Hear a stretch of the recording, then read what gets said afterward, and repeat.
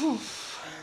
Hola, ¿qué tal? Este es un video que quería hacer desde hace mucho. En general tenía muchas ganas de hacer un video largo desde hace tiempo, pero pasaba un poco lo de siempre, ¿no? De que no había tiempo, tenía que hacer otras cosas, el celular se me quedaba sin almacenamiento, pero ya, se acabó ese problema en particular porque ahora tengo una cámara, lo cual es maravilloso. Y lo del tiempo se resolvió, pero muy provisionalmente. De hecho, estoy grabando este video porque no sé en qué otro momento de la vida voy a tener tiempo y espacio para hacer un video largo. Esto se debe a una notición que no había compartido todavía. Oficialmente ya no estoy desempleada. ¡Tengo chamba!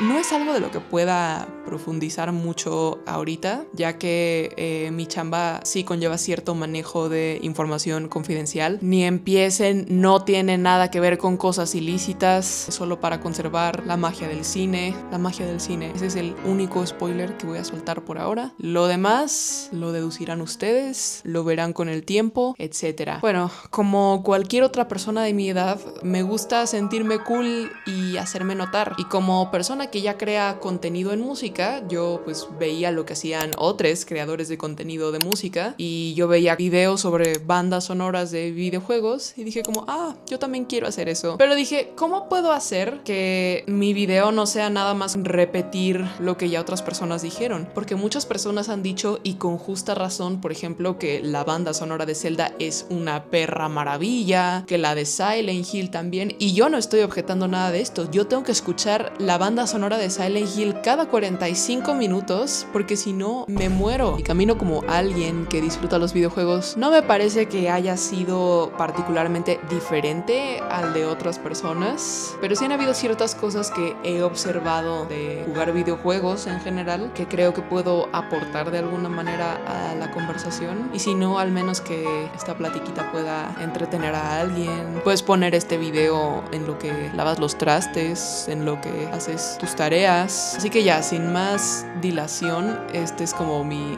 ranting súper errático y claramente sin guión de bandas sonoras de videojuegos que me han llamado la atención, que creo que están chidas, que creo que deberías escuchar, que te pueden gustar, etc. Creo que la manera más fidedigna de empezar este recuento es con los videos de la Wii, porque yo soy generación Z, por si no era muy obvio a estas alturas del partido. Y si tú también eres generación Z, probablemente hayas tenido una Nintendo Wii, una consola que se caracterizó mucho por tener un montón de videojuegos de franquicias de películas. Tú te preguntarás como, Mario Morfeo, ¿por qué quieres hablar de esto? Literal es como el género más lame de videojuegos, todo aquel que esté derivado de una franquicia, ¿no? Digo, yo no pienso eso, pero seguro tú lo pensaste.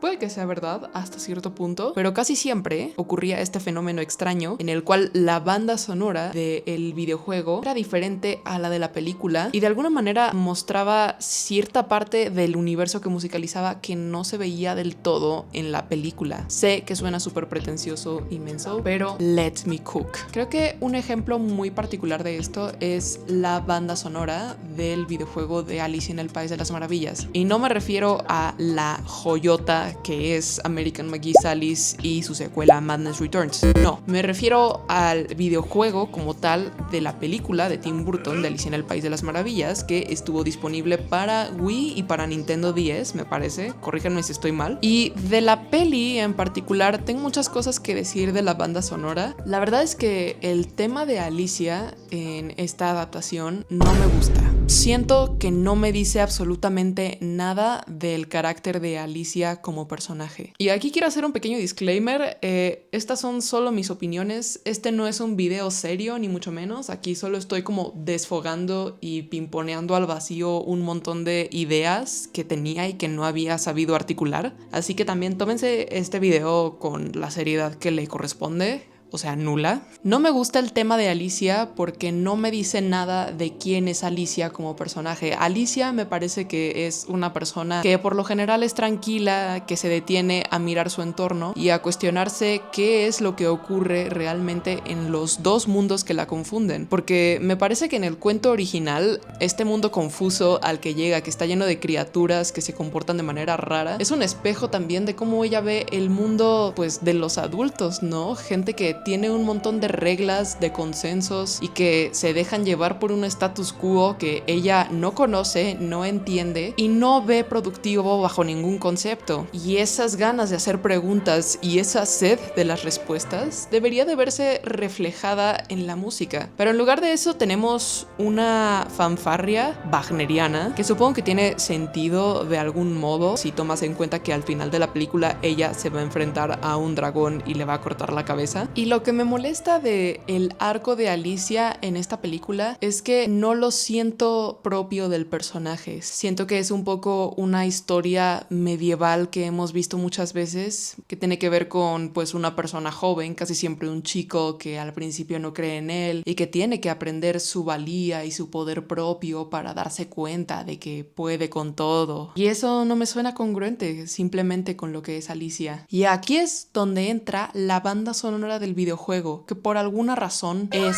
perfecta. El tema de Alicia en el videojuego de Wii encarna todas estas características que sí tienen que ver con Alicia. Incluso el propio tema pareciera estar haciendo una pregunta y luego contestándose, pero como la respuesta también cierra en una disonancia, entonces pareciera que no está segura del todo.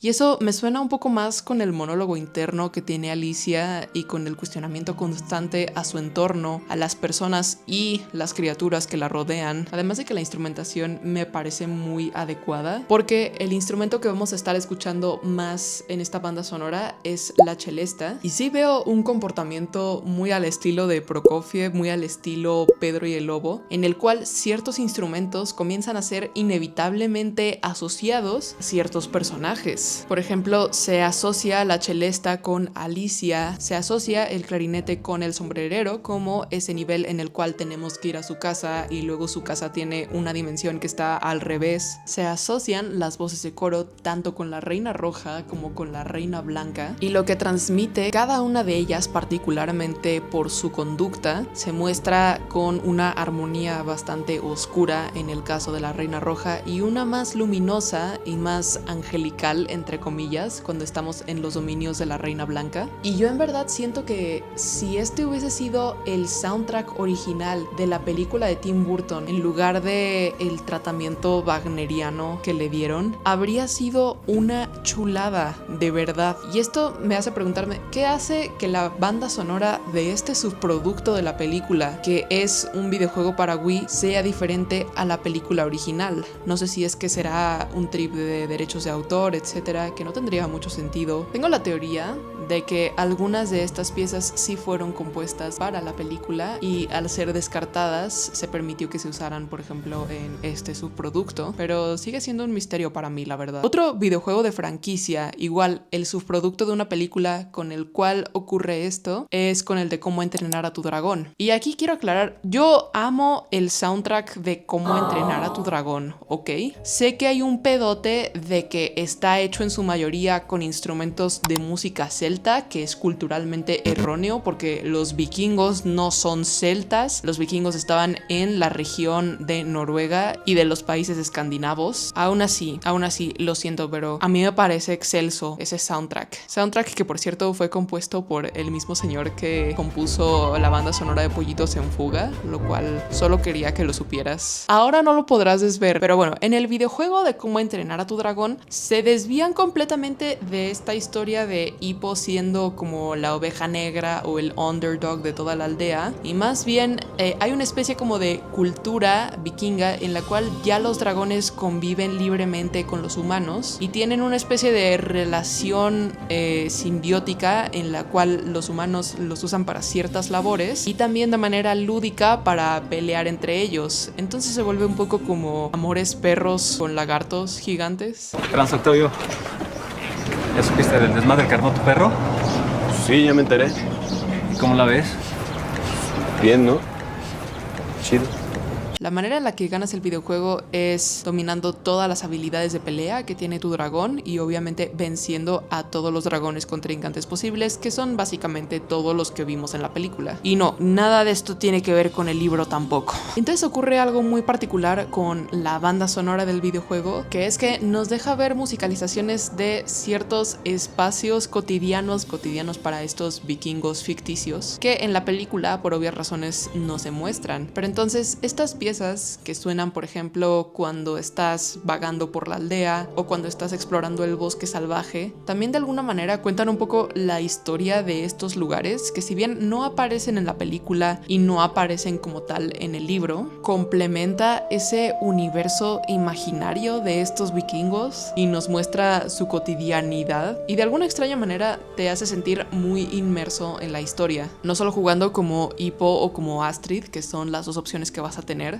sino retratando a través del sonido como una experiencia y una cotidianidad que nos es ajena. Y digo ajeno porque me imagino que un día en la vida normal de cualquier persona que esté viendo este video no se parece en absolutamente nada a cómo entrenar a tu dragón, ¿o sí? Y esta misma cosa complementaria de los universos de las películas también la vi mucho en el videojuego del extraño mundo de Jack. Este no es para Wii, de hecho, este es para PlayStation 2 y es como una continuación en la cual Oogie Boogie secuestra a Sally y tienes que buscarla a través de las efemérides, I guess. Sí, es decir que obviamente tienes que pasar por el mundo de la Navidad, tienes que rescatar a Sally y tienes que vencer a Oogie, que está intentando repoblar la ciudad de Halloween con sus engendros, que de hecho van a tratar de atacarte y matarte aunque ya estés muerto, siendo Jack, durante todo el videojuego básicamente. Pero entonces hay ciertos espacios en este videojuego, sobre todo espacios donde se sabe que no va a haber una pelea, espacios que simplemente están hechos para explorar, para interactuar con objetos o para reunir pistas para resolver algún acertijo, entre ellos la propia casa de Jack, que por alguna razón siento que la música está tan bien hecha en estos momentos, en estos oasis en particular del videojuego, que incluso yo podría escuchar esto de manera no irónica, como ambientación de mi cuarto, una cosa así, no sé. Y me llama mucho la atención cómo surge esta parte de ir construyendo la atmósfera de cada espacio, algo que no vas a hacer en las películas, porque por ejemplo en la película no vemos tanto la casa de Jack, vemos cómo está en ella estudiando, leyendo sobre la Navidad y cómo tiene una crisis porque no logra entenderla y no logra entender por qué a la gente le emociona tanto. Y en este caso en particular la música se rige por lo que está sintiendo Jack, por sus búsquedas y por su incertidumbre acerca de la Navidad, pero nunca llegamos a conocer el alma del espacio que habita.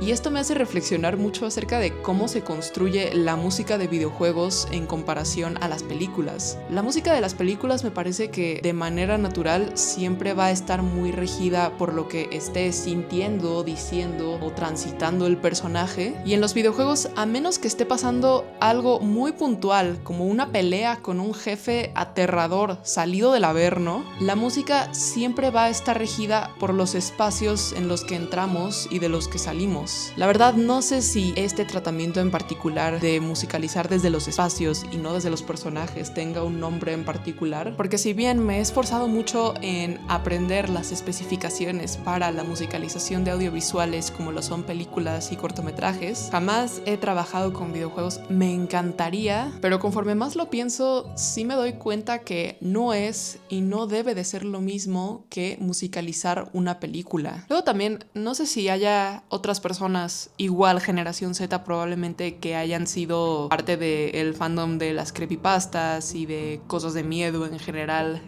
a determinada edad como pubescente en general. Por lo menos sí es mi caso. Y durante esta época en particular jugué muchísimos juegos de terror online. Algunos de ellos por ser productos generados usualmente por una o dos personas nada más y de bajo presupuesto, obviamente no podían invertirle mucho a la música, entonces solo ponían alguna ambientación o algún pianito aterrador que se encontraran en YouTube, que también me parece muy válido, pero luego encontrabas ciertos ejemplares en los cuales sí se notaba que habían cuidado muchísimo la parte de la música, y uno de ellos sorprendentemente es Granny. Granny es un juego video en el cual una abuelita, haciendo alusión al nombre, te secuestra y te lleva a su casa en medio del bosque con la intención de deshacerse de ti. Tienes entre 5 y 6 días para escapar de la casa. Puedes escapar de 3 maneras distintas, me parece. La abuelita te va a estar persiguiendo, tiene trampas de sonido en su casa y si te agarra te volverá a noquear, te pondrá en el cuarto en el que despertaste y tendrás un día menos para escapar. Entonces, al estar jugando, al principio la ambientación se escucha como tu típico piano de terror, imitando un poco el movimiento de los violines de Psycho, y te das cuenta de que hay muchas cosas pensadas dentro de esa línea de piano que suenan como que quien la compuso sabía lo que estaba haciendo en un sentido de música incluso contemporánea, quizás. Y puede que yo esté siendo la más alucina en este momento, pero yo estoy casi segura de que quien sea que compuso esto, no lo sé, tiene cierta noción de cómo funciona la música en el siglo XX, de cómo funciona el atonalismo, porque son demasiado correctos sus usos de las disonancias. E incluso de pronto no se oye como algo tan aterrador, incluso de pronto se empieza a escuchar muy pulcro, si me lo preguntan, lo cual de alguna manera también ayuda a la atmósfera, porque finalmente es la casa de una abuelita y sí tiene que generar de alguna manera esa sensación de quietud y de pulcritud, aunque no sea ni una quietud ni una pulcritud segura porque viene una vieja loca por ti.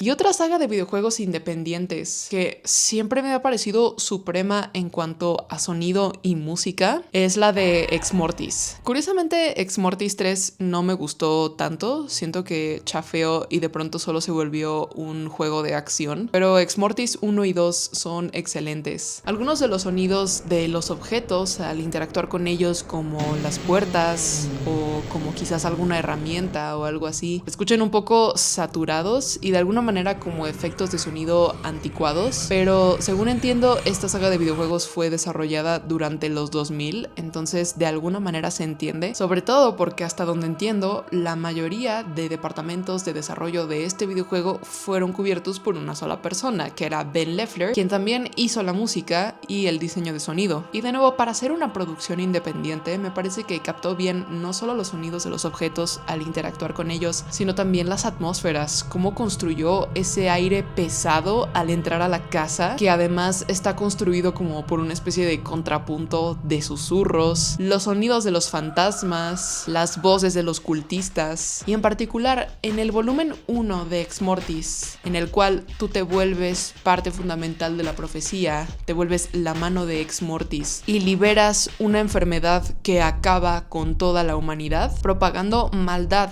espíritus, demonios y guerra. Termina con un track de trip hop marranísimo, cabrón. Por alguna razón siento que ese beat en particular lo podría agarrar Björk y hacer algo chulísimo con eso. Mándenle este video a Björk para ver si le inspira mi idea, y si no, pues lo haré yo, no sé. Y bueno, obviamente no puede ser un video mío que sea de videojuegos y no hablar de uno de mis videojuegos favoritos de la perra vida, que ya mencioné anteriormente, que es American McGee's Alice, tanto el del 2004 como la secuela Madness Returns del 2011. La banda sonora de American McGee's Alice luego me parece que está un poco infravalorada. Si la escuchas en pleno 2026, sí te sonarán ya algo viejas varias de las librerías, efectos y sintetizadores que se usaron para componerla, pero no podemos olvidar que quien compuso la banda sonora de esta primera entrega de American McGee es Chris Brenna, ex baterista de Nine Inch Nails, que por cierto tiene un proyecto del que no mucha gente sabe, y no lo digo por sonar mamona, es que genuinamente me parece un buen proyecto y me gustaría que más gente lo conociera, que se llama Tweaker, en el cual luego también colabora con algunas personas. Por ejemplo, colaboró con David Sylvian de Japan y tiene una rola en 5/4 cachonda puerca que adoro. Hay algo que Chris Brenna no sepa hacer bien, pero encuentro cosas muy afortunadas también en la banda sonora de American McGee's Alice. No solo porque a Chris Brenna sí le llegó el memo a la primera de cuál es el carácter de Alicia, y sí se alinea un poco más con lo que yo les estaba diciendo hace rato, de la columna del personaje de Alicia en sí siendo la curiosidad y este ímpetu de descubrir cosas, aun cuando estamos hablando de de una Alicia traumatizada por la pérdida de sus padres y por el abuso y negligencia de la institución mental en donde la tienen, lo cual obviamente también se refleja en la música. Esta banda sonora también hace uso de celesta, o por lo menos del sonido de una celesta, toy piano, sampleos de risas de niñes, lo cual encuentro como una decisión muy acertada, porque el soundtrack en sí mismo nos cuenta mucho también la historia de la psique de Alicia después del incendio y transitando por su estadía en el psiquiátrico. De alguna manera, aunque ya hayan pasado años en Catatonia, Alicia sigue siendo en el fondo una niña pequeña que tuvo que crecer demasiado rápido por una situación verdaderamente horrible. Y luego llegó Alice Madness Returns. Ya te enojaste. ¡Órale, cocazo! En esta entrega ya no fue solamente Chris Brenna haciendo la música. De hecho, me parece que él fue el que menos participó en esta ocasión, ya que la musicalización estuvo a cargo de Marshall Crutcher y de Jason Tai. Y aquí también hacen un tratamiento muy particular, en el cual no solamente están musicalizando en favor de los espacios físicos, sino también en favor del espacio mental en el cual se encuentra Alicia. Podemos ver que en general cuando está despierta o cuando está en el mundo real, entre comillas, y cuando está en Londres, la instrumentación es en general más sobria. Tenemos instrumentos que asociamos con lo serio y con lo orquestal de alguna manera, tales como piano, cello, y en cambio en el País de las Maravillas tenemos campanas tubulares, sonidos industriales, sampleos, instrumentos de Asia Oriental. Y un ejemplo excelente de cómo musicalizan no solamente los espacios físicos, sino también los espacios psicoemocionales que habita Alicia, es esa escena en la cual Alicia tiene un flashback a cuando estaba en el psiquiátrico, que está pelona y amarrada. Y vamos a ver que aquí se mezclan las dos orquestaciones. Tenemos al cello llevando la melodía principal, pero también tenemos los sonidos industriales del País de las Maravillas acompañándolo de lejos. Y a mí me encanta esto porque es una manera muy sutil de decir que no es del todo real lo que está ocurriendo, pero tampoco es del todo ficticio. Y algo muy similar ocurre con el final, cuando Alicia sale de la estación de tren y ve que Londres se ha mezclado con el País de las Maravillas, y es un final abierto porque realmente tú no sabes si Alicia se recuperó, si se puso psiquiátricamente peor que antes, o realmente eso era sanar. Y todo ese tiempo lo fue. Sanar era poder integrar su mundo interior con el mundo que la rodeaba. Realmente me podría ir nivel por nivel y les podría decir por qué considero que cada uno de ellos es genial, pero se me está acabando la memoria y la verdad es que todavía no termino de hablar de todos los temas de los que quiero hablar. Bueno, y ya estamos llegando a la recta final de lo que sea esto, blog, podcast, momento esquizofrénico. No solo porque ya se me están acabando los temas, sino porque también ya es la 1 de la mañana, oigan, no es de Dios. Pero quería cerrar esta plática hablando sobre un par de videojuegos de una desarrolladora de República Checa que se llama Amanita Design, que en general se centra mucho en hacer videojuegos que tienen que ver con resolver acertijos, rompecabezas, situaciones que tienen que ver con pensar fuera de la caja, etc. Y los dos juegos que jugué de esta desarrolladora me han marcado en el mejor de los sentidos para siempre. El primero es Machinarium, que sigue la historia de un robot que se llama Josef, el nombre más checoslovaco de la vida. Ya sé que Checoslovaquia ya no existe, pero no me pueden decir que no había alguien en Checoslovaquia que se llamaba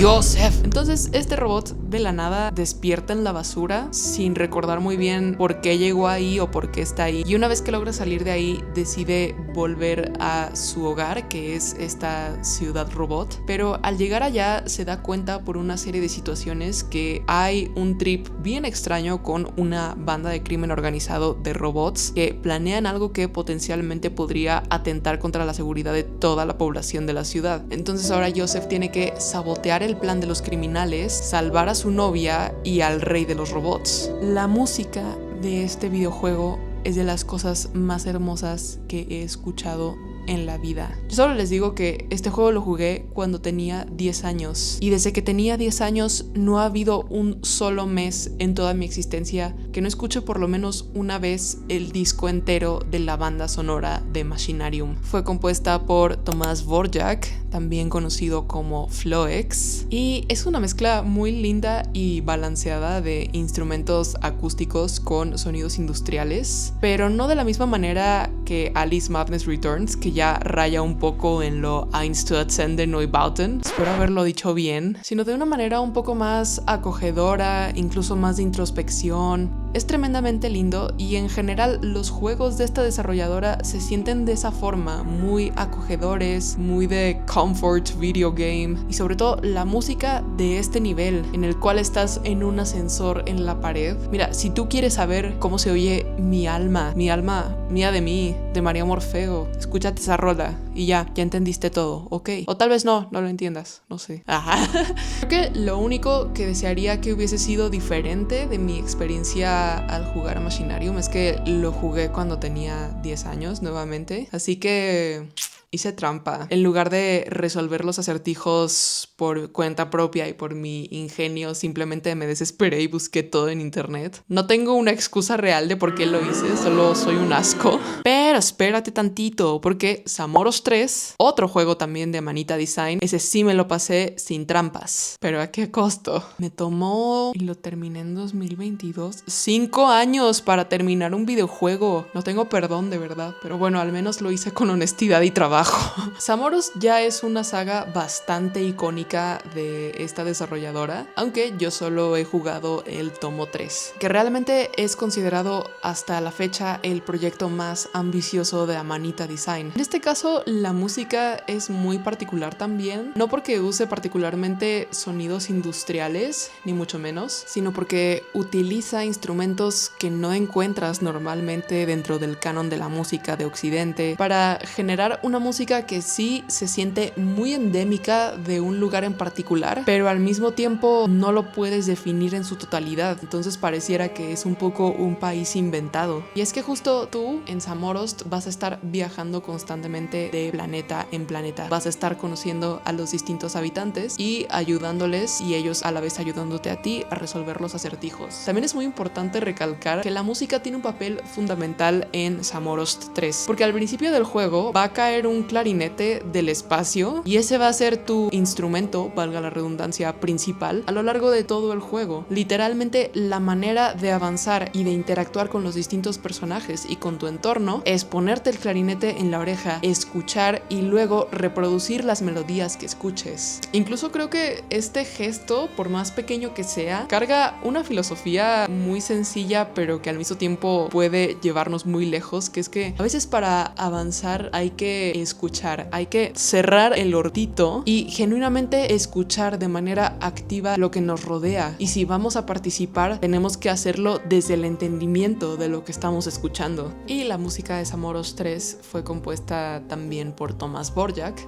Entonces, pues creo que puedo decir con toda certeza que Tomas Dvořák es mi compositor favorito para videojuegos, junto con Akira Yamaoka, obviamente. Y creo que de manera inconsciente yo también le he aprendido mucho a ese señor a la hora de componer y de musicalizar ciertos espacios o ciertos personajes con los que luego me topo en proyectos. Y justo recientemente me enteré de lo que significa o de lo que puede significar Samorost. Para empezar, un Samorost es una raíz seca, una rama seca usada en forma de decoración, pero también por cómo está escrito se puede interpretar como un juego de palabras en checo que puede significar varias cosas. Entre ellas podría ser como vagabundo, alguien que no tiene un lugar fijo, alguien individualista o también alguien autogestivo. Y también hay mucho de eso en la filosofía de Samorost, porque justamente en algún momento tu personaje va a querer viajar por el espacio y obviamente va a necesitar un cohete, y literalmente tienes que reunir tú mismo todas las partes del cohete, y esa va a ser como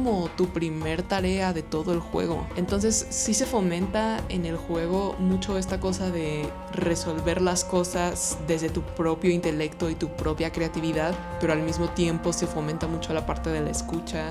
Y pues eso, este es mi ranting oficial, mi monólogo, mi momento esquizofrénico de hablar de bandas sonoras de videojuegos solo porque sí. Justo me interesa saber si alguno de ustedes tiene también bandas sonoras de videojuegos que les vuelen el seso, o si sienten que algo de lo que dije en algún momento de este video les hizo sentido o les hizo cambiar su forma de ver la música de videojuegos. También se vale que digan: no, María Morfeo, estás loca, por favor, ya duérmete.